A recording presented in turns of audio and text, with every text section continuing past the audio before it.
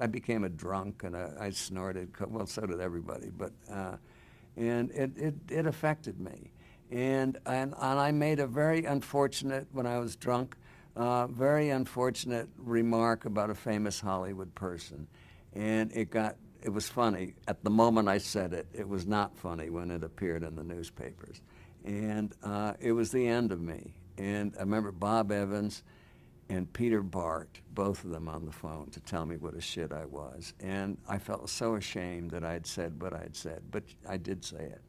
And and then I was on my ass for years. I was nowhere, just nowhere, out of work, out of thing. My marriage ended, just everything ended for me. And You retreated to where was and then Oregon? one day, I just thought, I can't stand this anymore. I can't stand that all the houses where I used to be invited, I was never invited anymore. You know, they're real tough.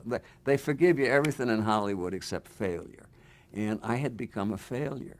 And now that it's all over, I mean, being a failure was a very important experience for me because it totally brought me to my knees.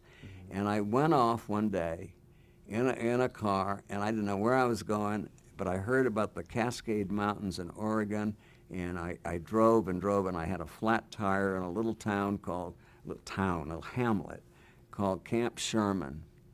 And I didn't know how to change the tire, and it was night. I rented this little one-room cabin without a television and without a telephone, and I stayed there for 6 months in that cabin. What did you do every day? I was nursing the wounds of defeat. I started to write. I started to. It was an amazing experience for me because I lived in silence, and all the bullshit of your life ended. You know, I used to say, she ruined my career, or he did if I didn't. And I grew to realize I had done all the damage. And I got a letter when I was there. Because nobody knew where I was, except my kids knew how to get hold of me. And the letter was from Truman Capote. And he had heard what I had done, that I had just left my life. And it was admiration. It was all this.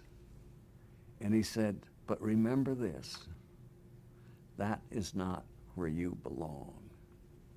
And when you get out of it, what you went there to get, you must return to your own life. And you know, I had started to think maybe I'll spend the rest of my life here. And that letter did something to me. And then it just... What was it? What did it stir in you? That I did have to return to my own life. And that was when my brother committed suicide. And so I went back to Connecticut for my brother's funeral, and my kids came, and I realized my kids, you know, I missed my kids. I wanted to be. And so then I went back to Hollywood. I sold every single thing I owned, every object, every Turnbull and Nasser shirt, everything that I owned, I sold because I had no money. And I reduced my life to one suitcase and a typewriter, and I moved to New York.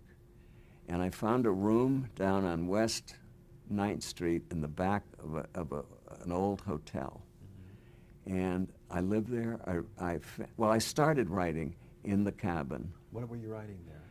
A book, a sequel to a book by Joyce Haber, who had been a gossip columnist in Hollywood, and she'd written kind of a hit book called The Users. And I had produced that as a TV movie.